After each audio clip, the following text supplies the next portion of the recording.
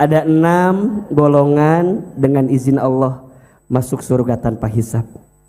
Yang pertama, golongan itu disebut dengan orang yang selalu bertawakal kepada Allah. Yang pertama apa? Orang yang selalu bertawakal kepada Allah. Apa itu tawakal? Bismillahirrahmanirrahim. Dan ini materi baru yang jarang Ahilman sampaikan. Judulnya Masuk Surga Tanpa Hisab. Kira-kira yang di sini mau masuk surga? Mau aja, mau banget. Cius. Mi apa? Oke, biar lebih keras sekarang ya. Mi gacoan aya we iya ya. Jawaban teh. Oke, biar lebih semangat. Siapa yang mau masuk surga? Nah, ulangi. Masih kena ngalamun wae ieu teh. Siapa yang mau masuk surga? Oke, masuk surganya surga Firdaus. Masuk surganya sekeluarga. Masuk surganya tanpa hisab.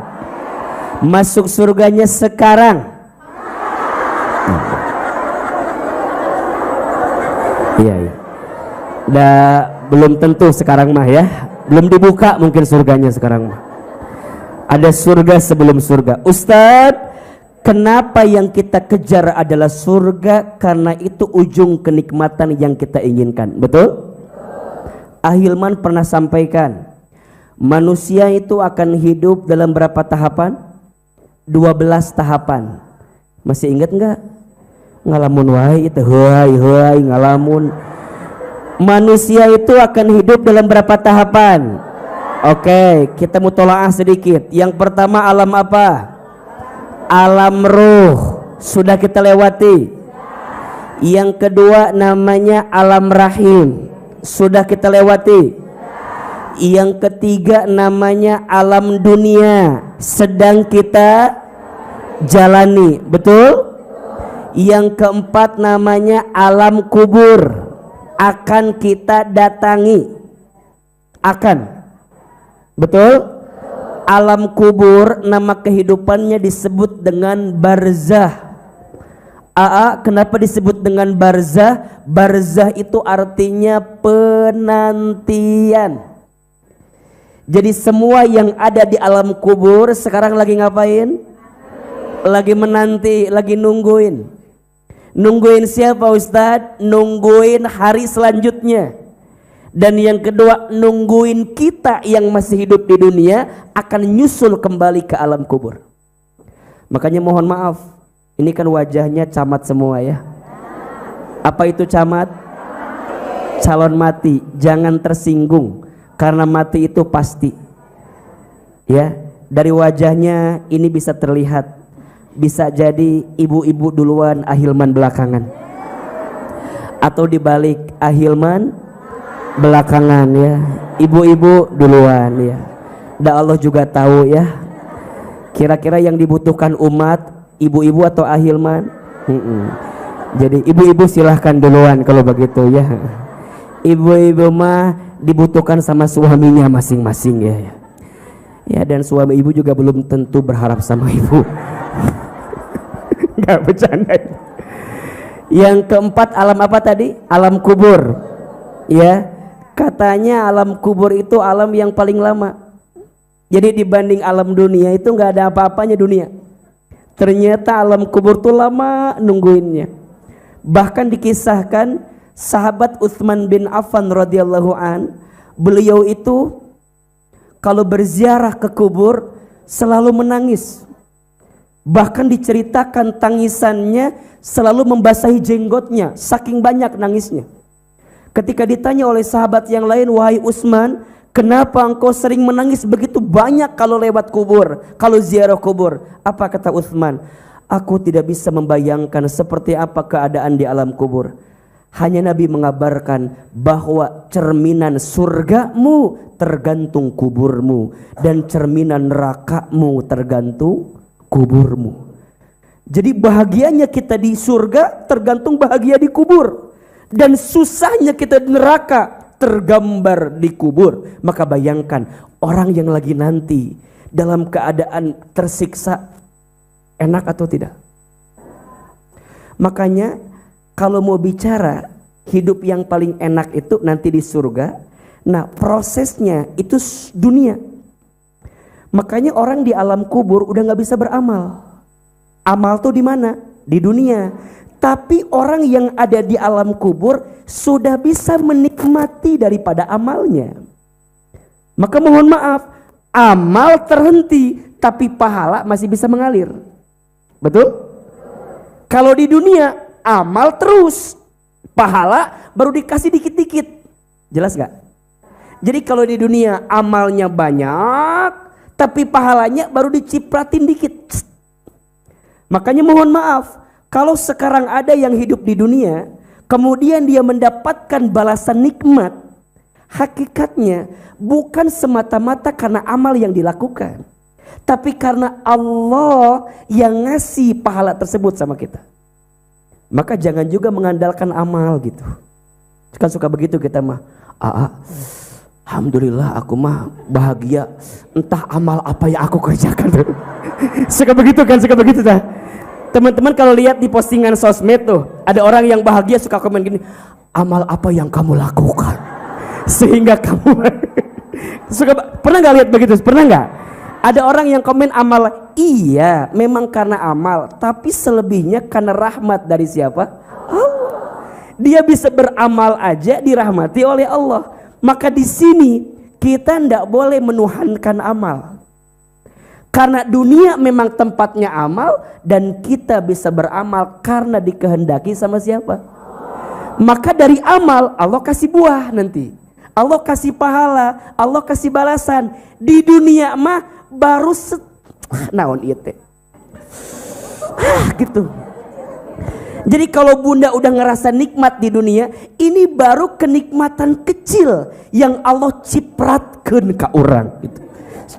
Kecil.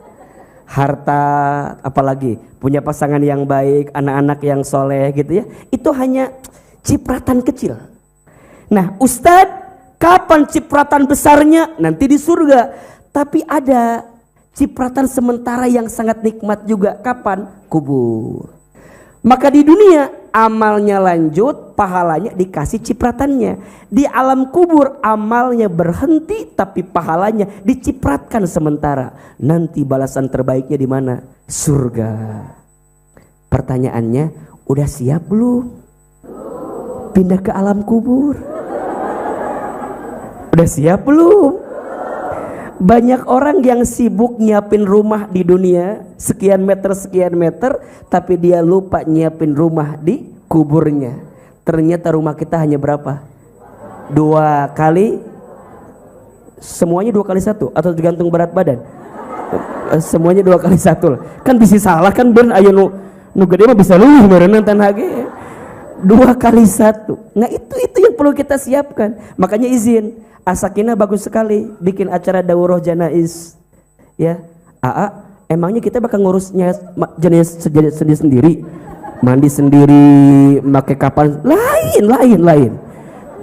Jadi bukan buat kita ngurusin sendiri, lain. Daurah janaiz itu biar kita tahu bagaimana pemulasaran jenazah. Kalau ada orang yang meninggal, jelas harus diapain. Karena ada fenomena ayeuna maut lain dikumaha-kumahakeun, malah selfie. Ya Allah maut gitu tah. Aya. Da ayeuna mah zaman canggih atuh Bu. Nu kecelakaan lain ditolong malah dipotret. Telah terjadi kecelakaan. Lainnya ditolong malah dipoto. Ada yang maut lain ditalkinkeun malah kemudian di selfiekeun. Ayah ia mohon izin, ada keluarga yang sakit, meureun keluarga teh pusing harus diapain, gak ngerti, mau ditonton, bangun, teu bisa, tah ieu teh ilmuna kurang ya. Matak alhamdulillah, ibu udah daftar belum? Ikut nih daurah janaiz, kapan pelaksanaannya? Besok. Nah, besok hari Selasa di Asofia ada pelatihan ngurus jenazah. Ada yang siap jadi jenazahnya? Biar langsung praktek besok yang nyata. Enggak ada. Silakan ikut ya. Yang di Asofia ada, yang di Ruko kadang-kadang di Asakina ada. Ini kita tuh pengen lebih apa ya? Lebih peka. Biar kita nyiapin bekal untuk ketemu alam yang keempat. Namanya alam apa? Alam kubur. Di alam kubur semua menanti. Nanti ketemu alam yang kelima, dihancurkan semua. Namanya alam apa? Kiamat. Yang masih hidup dimatikan, yang udah mati dihidupkan, dimatikan, dihancurkan. Ketemunya alam apa? Alam kiamat. Setelah alam kiamat itu nanti manusia dikumpulkan, namanya dibangkitkan, namanya yaumul ba'ats. Apa? Setelah dibangkitkan, dikumpulkan, namanya yaum. Pas dikumpulkan teh, tah ti dia ya. Pas dikumpulkan teh, manusia nanti akan dibagi 3 golongan. Surat Al-Waqiah ayat 7 sampai 14. Coba dibuka. Surat apa? Al-Waqiah ayat seberapa? 7 sampai 14. Sok Ibu Wita dibaca, Ibu Wita. Atau Ibu Wiwin atau Ibu Betty. Ulah Bu Betty ahli wah. Bu Wita we. Sok dibaca. Surat apa? Al-Waqiah ayat sabaraha? Ayat 7. Hafalkan ya Al-Waqiah ya. Sering kita baca. Sok bismillah. Bismillahirrahmanirrahim. Wa kuntum azwajan thalathah. Fa ashabul maimanati ma ashabul maimanah. Wa ashabul mash'amati ma ashabul mash'amah. Was-sabiquna as-sabiqun. Ulaikal muqarrabun fi jannatin na'im. Thullatum minal awwalin wa qalilum minal akhirin. Masyaallah, sadaqallahul adzim. Ada berapa golongan? Ada berapa golongan? 3. Kata Allah, wa kuntum azwajan thalathah. Dan kamu akan dibagi menjadi 3 golongan.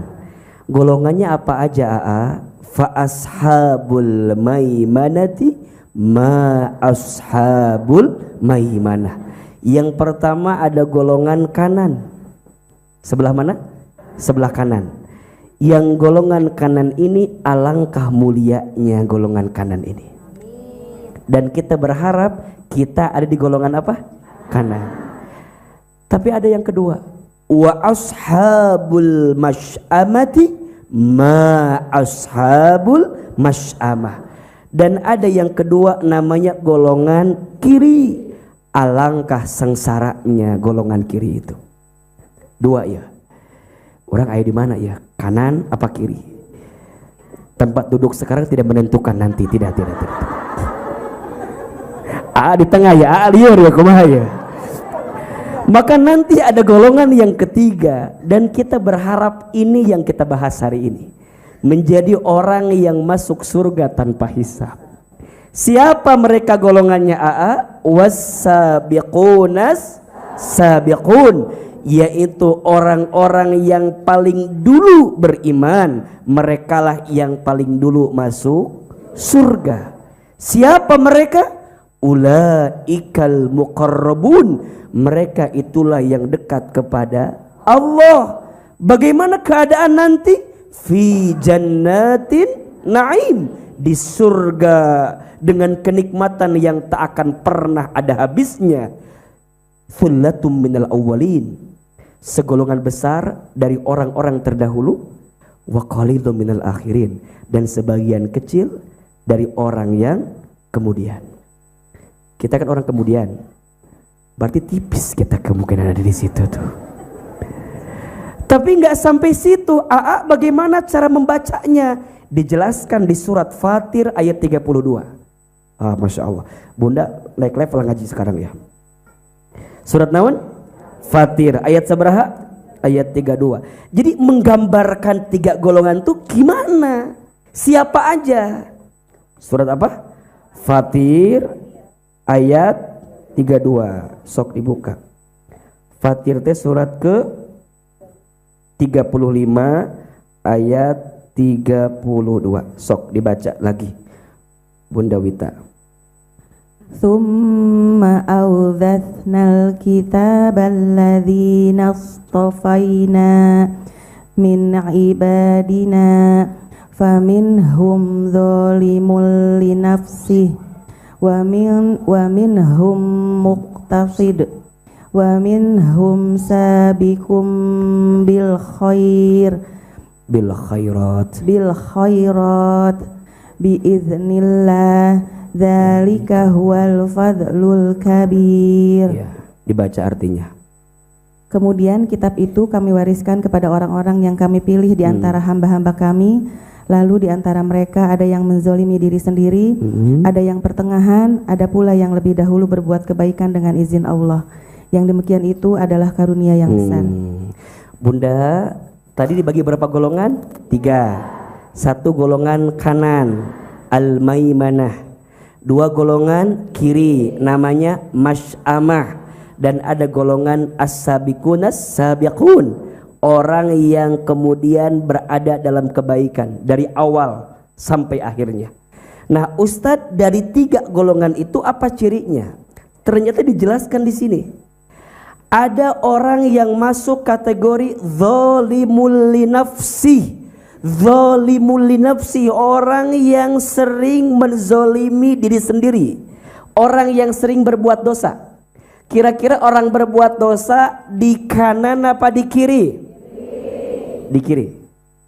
Maka orang yang masuk kategori kiri zalimul li nafsi, orang yang suka berbuat dosa. Kemudian ada juga orang yang muqtasid, tengah-tengah. Istilahnya kieu, salat terus maksiat jalan gitu. Dia taat sama Allah tapi juga masih ada dosanya. Dia baik dalam hidup tapi masih ada buruknya. Dia muqtasid, dia pertengahan. Sampai kemudian yang ketiga, sabiqum bil khairati biidnillah, dan ada pula yang lebih dahulu berbuat kebaikan dengan izin Allah. Jadi gini Bunda, kita kan semua pasti pernah punya salah, betul? Kalau kesalahan kita nggak kita perbaiki, maka kita masuk kategori zalimul li nafsi, zalim terhadap diri sendiri.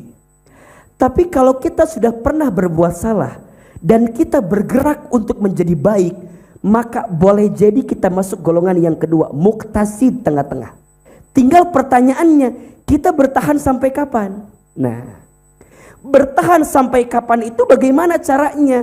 Disempurnakan dengan golongan yang ketiga, sabiqum bil khairat biidnillah, orang yang menyegerakan kebaikan dengan izin Allah. Apa pahalanya? Dzalika huwal fadlul kabir, dia mendapatkan karunia yang besar. Apa karunianya Ustaz? Lanjut ayat selanjutnya. Jannatu adnin yadkhulunaha yuhallawna fiha min asawir min dhahabi wa lu'lu wa libasuhum fiha harir. Perhatikan, mereka akan mendapatkan surga adzan. Mereka masuk ke dalamnya, di dalam mereka ada perhiasan, gelang-gelang dari emas dan mutiara, dan pakaian mereka di dalamnya adalah sutra. Sampai kemudian mereka mengatakan, wa qalul hamdulillahilladzi adhaba 'annal hazan inna rabbana laghafurun syakur. Dan mereka berkata, segala puji bagi siapa? Bagi Allah yang telah menghilangkan kesedihan dari kami. Sungguh Tuhan kami benar-benar Maha Pengampun, Maha mensyukuri. Jadi ternyata Allah yang menolong dia dari semua yang pernah terjadi. Dia pernah tenggelam dalam salah. Ulangi ya, kalau dia pernah tenggelam dalam dosa, kalau dia tidak mau berbuat baik setelah dia berbuat dosa, berarti masuk kategori zalimul li nafsi, dia zolim. Tapi kalau dia mau berbuat baik, Setelah dia dosa, dia punya kemungkinan masuk kategori muktasid, masih tengah-tengah. Tapi kalau dia istiqomah sampai kemudian wafat menjemputnya, sabiqum bil khairat biidnillah, dia menjadi orang yang mengejar kebaikan dengan izin siapa? Allah Subhanahu wa taala.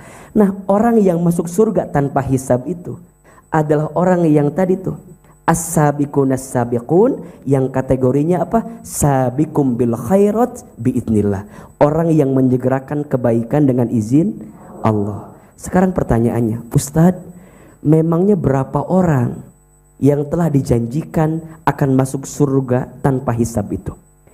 Disebutkan dalam beberapa riwayat, jumlahnya ada 70.000 orang. Dari zaman dulu sampai zaman nanti hari kiamat. Kira-kira kita masuk nggak 70.000 itu? Oke, catat. Apa maksud hadis 70.000 itu? Apakah maksudnya angkanya pasti atau angkanya berubah? Tergantung negosiasi. Atau itu adalah kalimat kiasan yang menunjukkan kalimat balaghah yang lebih luas? Ternyata ada dua pendapat. Pendapat ulama yang pertama menyebutkan itu angka pasti, hanya 70.000. Kayaknya wajah-wajah begini mah agak berat lah masuk kategori begitu. Wajah-wajah begini juga apalagi agak berat. Tapi ada ulama yang menyebutkan 70.000 itu makna kiasan. Maksudnya apa? Dalam agama kita, kalau menggambarkan sesuatu yang banyak itu biasanya menggunakan angka 7. Betul gak? Itu menggambarkan sesuatu yang banyak. Misal, langit berapa lapisan? 7. Betul? Kalau kita tawaf berapa keliling? 7. Sa'i berapa balikan? 7. Itu menggambarkan jumlah yang banyak.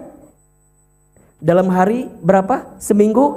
7. Kan gitu. Jadi semuanya ada istilahnya rahasia di balik angka 7. Nah, ini bukan hanya 7 tapi 70.000. Maka ada para ulama yang menyebutkan makna 70.000 ini makna kiasan. Artinya banyak kesempatan orang yang akan masuk surga tanpa hisab. Maka dijelaskan dalam hadis yang lain, 70.000 orang yang akan masuk surga tanpa hisab, masing-masing orangnya akan membawa 70.000 orang lagi. Pertanyaannya, kita masih masuk apa enggak? Ulah sok pede, masuk ini mah. Masuk, iya mah masuk, iya mah bisa, iya mah bisa. Dari zaman dulu sampai zaman hari kiamat nanti, kira-kira Bunda masuk enggak? Sok, sekarang kita jumlahin. Kalau 70.000 kan, aduh. Kalah. Siapin kalkulator liar gitu nah ya pasti. Ya. Dari 70.000 tadi kata Ahilman, masing-masing orang bawa berapa orang? 70. Berarti berapa tah? Berapa? Banyak. Sekarang 70.000 kali 70.000 berapa? 490 juta. Liar hitung duit itu kumaha? Ari kena duit meni hasa gampang. Pokoknya mah gitulah. 70.000 orang, masing-masing orang bawa berapa? 70.000. Kan tadi disebutkan yang akan pertama masuknya orang terdahulu. Kita sebut saja, misal setelah baginda Nabi ya, misal Abu Bakar. Berarti Abu Bakar bawa berapa orang? 70.000. Setelah itu Umar bawa berapa? 70.000. Setelah itu Utsman bawa berapa? 70.000. Setelah itu Ali bawa 70.000. Setelah itu para sahabat yang bawa 70.000. Pertanyaannya, kira-kira kita masih nyantol ke situ apa enggak gitu loh.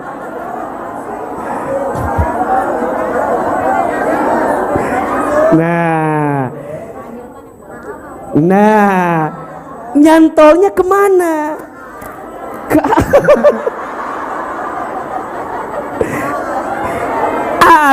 Tentu nyantol ke situ.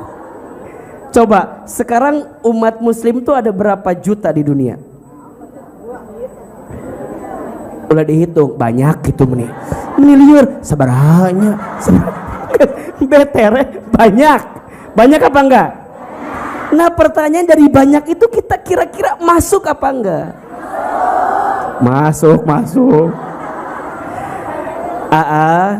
Kita berharap masuk, betul? Nah sekarang pertanyaannya, Ustadz sayang, kira-kira apa kriterianya? Kira-kira kita tuh masuk nggak golongan-golongan itu? Kalau belum masuk kriteria berarti disiapin. Biar kita masuk 70.000 orang. Dari 70.000 orang, dari 70.000 orang yang akan bawa kita masuk surga tanpa hisab. Bunda, ternyata catat ada 6 setidaknya ya, walaupun banyak kalau kita bahas, cuman Ahilman berusaha merangkumnya biar kita mudah memahaminya. Ada 6 bunda golongan yang insya Allah akan masuk surga tanpa hisab. Siap-siap ya. Ini kan kayak penantian tuh. Kan tadi padang mahsyar dikumpulin. Udah padang mahsyar tuh ditimbang yaumul mizan.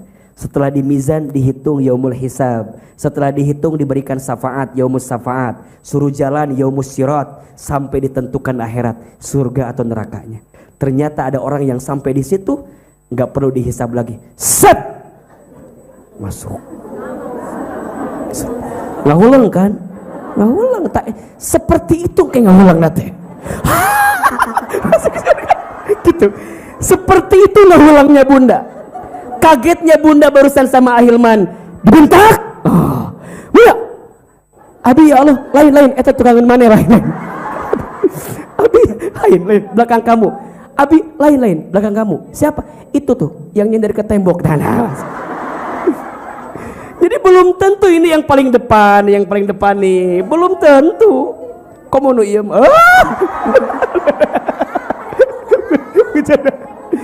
Dia. Wah, tegang. Ya musirat kan diceritakan 3 golongan tadi. Ada yang jalannya cepat, ada yang jatuh, ada yang langsung tertolak, ada yang sampai mau masuk surga dia masih deg-degan. Surga mualnya itu. Kalau sekarang masih bisa bertanya, nanti enggak. Dia akan ngelihat teman yang lain, mana yang lain. Kira-kira aku nyantolnya sama siapa? Kenal sama siapa? Awai. Age cantang tuh itu. Ate deg-degan ieu teh ya. Ieu teh mengobati hati bete deg-degan teuing gitu. Deg-degan ya.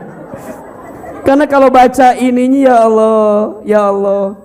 Kayaknya masih jerarauh kayaknya ya. Ustadz, kita udah selesai perjalanan panjangnya, tinggal menentukan akhirat surga dan nerakanya. Kira-kira kita masuk surga tanpa hisab atau tidak? Masuk. Anda punya orang dalam di surga. Begitu mudahnya Anda bilang masuk. Sok, bismillah, tulis. Ada 6 golongan dengan izin Allah masuk surga tanpa hisab. Yang pertama, golongan itu disebut dengan orang yang selalu bertawakal kepada Allah. Yang pertama apa? Orang yang selalu bertawakal kepada Allah. Apa itu tawakal? Tawakal itu berserah diri kepada Allah setelah ikhtiar maksimal. Itu tawakal. Hati-hati ya, bedakan antara menyerah, terserah, dan berserah. Ada berapa? 3. Ada menyerah, ada terserah, ada berserah. Bedanya apa? Kalau menyerah tidak ada usaha. Mau masuk surga? Mau. Terus mangkeohe. Enggak ada usaha ngejar surga itu. Enggak ada keinginan yang kuat untuk ngejar surga itu. Menyerah. Statusnya akan indah pada waktunya. Diajak ngaji nggak mau, diajak berbuat baik nggak mau. Statusnya apa? Akan indah pada waktunya. Makanya Ama paling gemes sama orang yang bikin status akan indah pada waktunya. Akan indah pada waktunya itu hanya berlaku bagi yang berusaha, betul? Maka izin, bukan menyerah. Menyerah itu tidak ada usaha. Ada yang kedua, terserah. Terserah itu nggak ada tujuan, itu terserah. Ibu berangkat ngaji, kemana bu? Ngaji. Buat apa? Serah. Jadi nggak ada hasrat gitu. Dia nggak ada tujuan apa yang dia mau cari. Makanya bunda nih, kalau mau serius dalam beramal punya tujuan, betul? Bunda di As-Sakinah, kenapa bunda mau banting tulang, mau capek, mau lelah? Karena tahu tujuan. Apa tujuannya? Surga. Ahilman, capek ngajar. Kenapa mau ngajar padahal capek? Ada tujuan. Apa tujuannya? Surga.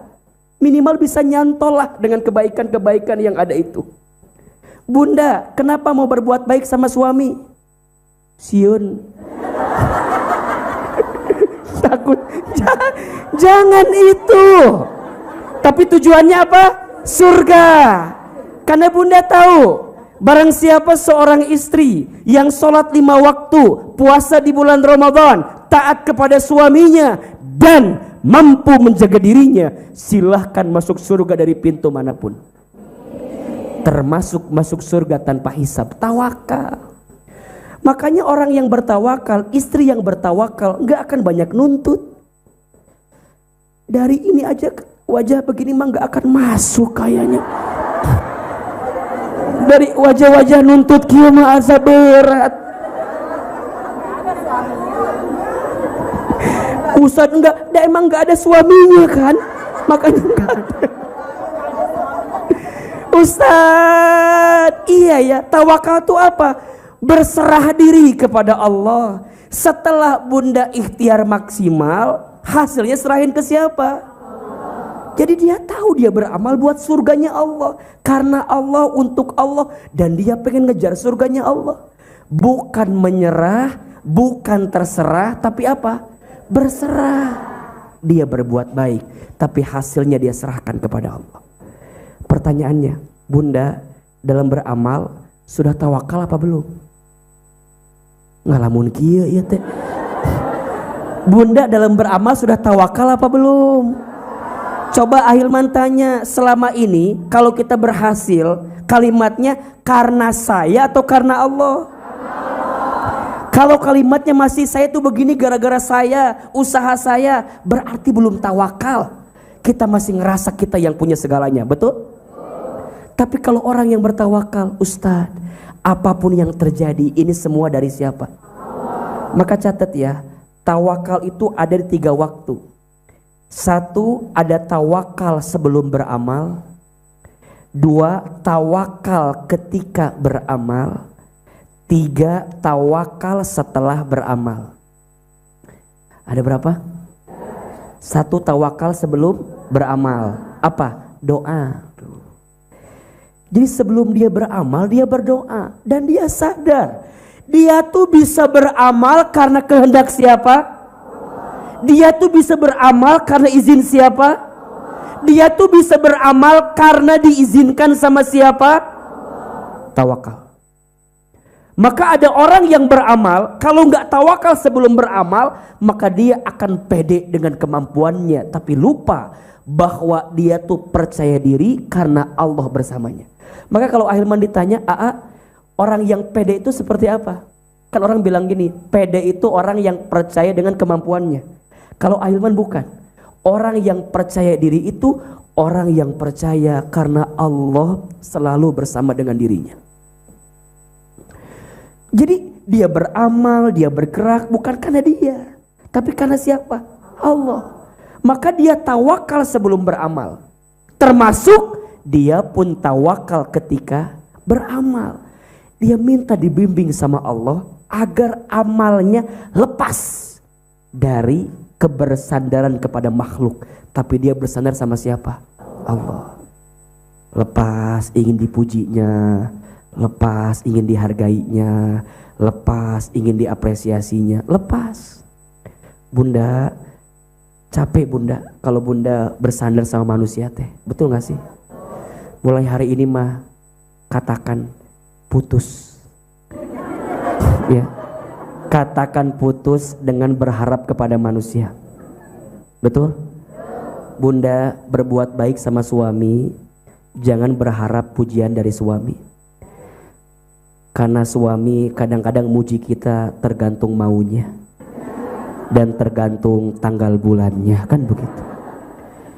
Bunda masak buat suami biar suami bisa enak makannya buat kita, nggak apa-apa. Buat apa coba bunda? Ujungnya suami nggak pernah ngehargain kita. Jadi bunda tuh berbuat baik, setelah berbuat baik serahin sama siapa? Allah. Nggak akan kesel sendiri. Kan bunda suka begitu tuh. Ayah teh hargai mama tuh. Cek bapak nate berapa harganya? Coba gimana kalau begitu jawabannya? Liar tuh. Liar. Bunda bilang begini, ayah, mama teh banting tulang buat ayah, bertahan buat ayah. Kalau bicara sakit mah sakit. Bunda dengan segala perasaan yang dihadirkan. Cek suami teh, mama teh ngomong naon biar bapak mah teh ngerti. Makanya udahlah sekarang mah belajar biasa aja menjalani hidup teh, betul? Nggak usah banyak drama. Nggak usah banyak apa? Bunda sama anak suka begitu kan. Anak, kakak teh misalnya gitu kan. Anakku, kakak, lihat mama teh capek ngandung kamu, melahirkan kamu, membesarkan kamu. Kata anaknya, suruh siapa? Nggak, aku mah gak nyuruh mama begitu. Coba kalau digituin sakit atau enggak? Terus buat apa ngomong kayak begitu? Kakak teh ngertiin mama teh capek, ngerti. Cek anaknya, tuh ngerti. Gimana kalau begitu? Udahlah sekarang mah belajar tawakal sama Allah. Ternyata balasannya apa? Masuk surga tanpa. Orang yang masih menyandarkan urusan ke makhluk selain Allah, siap-siap dia akan dikecewakan dengan sandaran itu. Maka rumusnya 3 bunda. Rumusnya, siapa yang paling sering, siapa yang paling cepat, siapa yang paling yakin ke Allah, maka dia pasti bahagia. Tapi sebaliknya, kalau Allahnya diganti, siapa yang paling sering, siapa yang paling cepat, siapa yang paling yakin sama selain Allah, maka yang selain Allah itu akan mengecewakan kita. Contoh, bagi para istri, siapa orang yang akan paling menyakiti hatinya? Suami siapa ini teh? Kenapa bilang suami-suami terus? Bagi seorang istri, ingat benar jawabannya, suami akan jadi orang yang paling menyakiti hati kalau suami jadi orang yang paling sering, paling cepat, paling yakin sama ibu. Ibu paling sering ngejar ke suami, siap-siap. Ibu paling cepat ngurusin suami, siap-siap. Ibu paling yakin sama suami, suami teh banyak bohongnya ternyata. Jangan percaya. Ibu, mendingan suami jujur atau tidak jujur? Mending tidak jujur. Karena kalau jujur sakit. Udah, sekarang mah biasa-biasa aja. Tawakal. Ustadz, kenapa harus begitu? Bunda nggak akan dihisab urusan suami bunda. Dia mau bohong, bunda dihisab tidak? Tidak, urusan dia kalau dia bohong. Dia mau berdusta bukan urusan bunda, urusan siapa? Suami kalau mau dusta. Bunda nggak akan ditanya. Bunda, itu suami bunda bohong. Teuing ya Allah. Tanya we sorangan. Bunda nggak akan ditanya. Maka sekarang saya mau tanya, tolong jawab, mana yang lebih penting untuk kita? Dosa kita apa dosa suami? Jawab. Mana yang paling penting untuk kita? Dosa kita apa dosa suami? Mana yang lebih berbahaya untuk kita? Dosa kita apa dosa suami? Mana yang paling penting untuk kita isi HP kita apa HP suami? Mana yang lebih penting? Yang berbahaya HP kita apa HP suami? Bunda, tolong catat ini. Bunda, lebih penting isi HP kita dibanding HP siapa? Bunda nggak akan ditanya isi HP suami. Ngapain suka buka-buka HP suami? Ini bukan ceramah tapi curhat.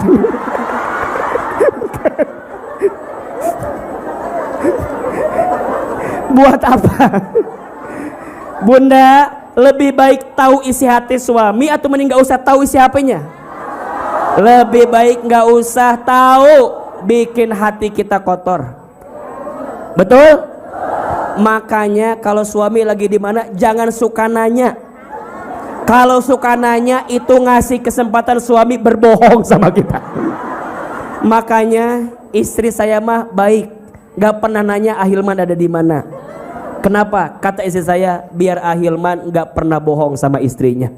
Makanya saya gak nanya Ahilman ada di mana. Karena kalau dijawab jadi saya bohong kan begitu. Udah, mendingan gak usah dijawab aja. Udah belajar tawakal sama Allah. Ternyata tawakal itu balasannya apa? Surga tanpa hisab. Makin bunda tawakal, makin bunda masuk surga tanpa hisab. Makin bunda kurang tawakal,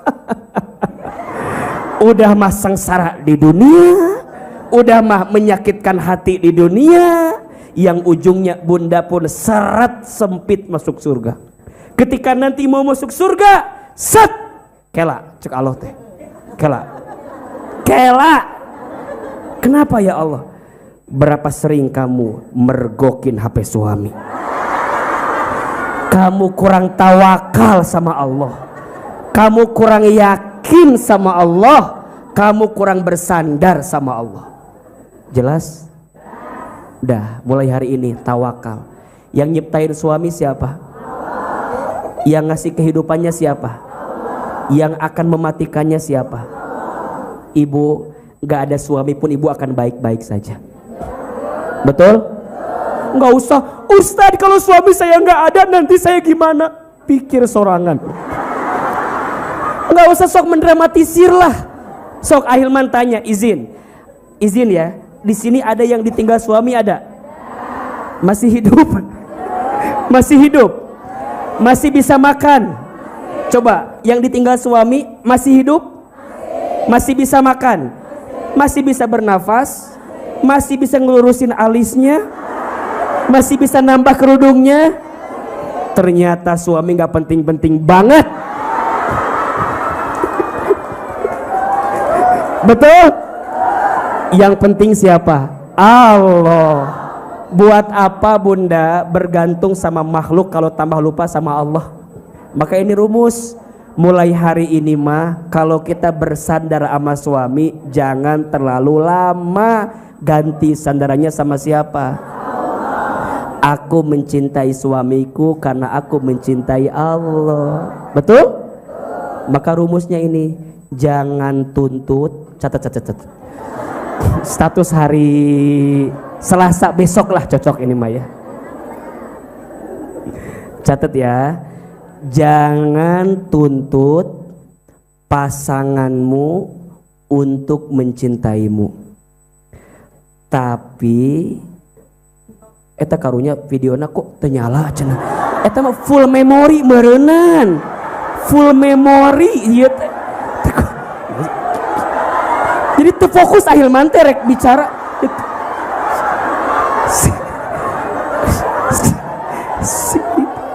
Meni karunya rek ngarekam meureun beak memorina meureun.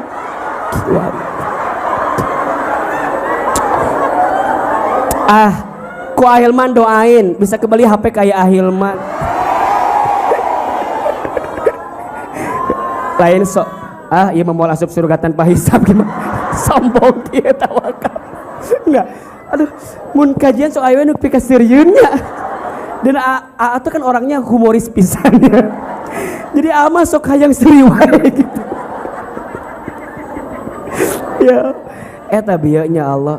Punten ya, takut ada yang bertanya sih, anak tiba-tiba seuri, beta ya ibu-ibu kan ngarekam meureun sigana full memory na itu bet kieu we ate hasayang nyamperkeun dicokot HP-na ganti tadi hoyong kitu tadi nama kan aja ditekian. Astagfirullahalazim, ya Allah. Aya we setiap pertemuan tehnya, pertemuan yang lalu PY pikasirian teh ayeuna HP full memory anu resep kieu aya ibu-ibu HP na teh kitu kan di belakang nomor HP aya pakai kertasnya pakai gelang teh kan Ustad minta nomor HP boleh ini ibu berapa nomornya iya Ustad nomor ibu dibalikan jadi orang sok fokus ke nomornya ya 08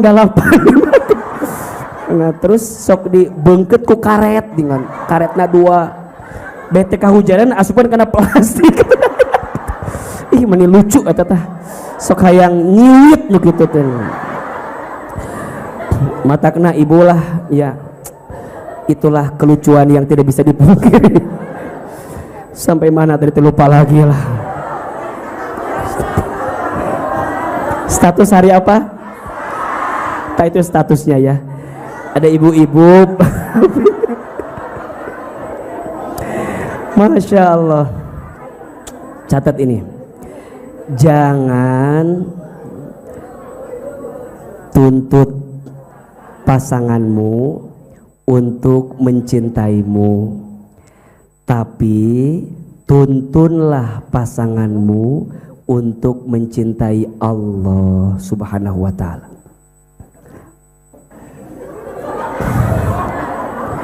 Gak sok itu ibu-ibu mah Pentium hiji lila. Jangan tuntut pasanganmu untuk mencintaimu, tapi tuntunlah pasanganmu untuk mencintai siapa?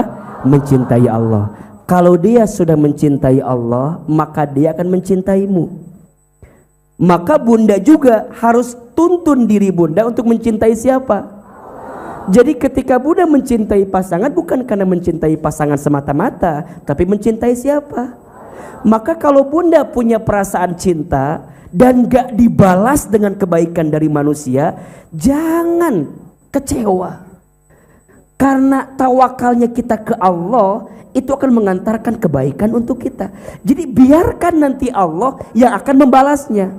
Nah Ustadz, apa puncak balasan tertinggi bagi orang yang tawakal? Masuk surga tanpa hisab.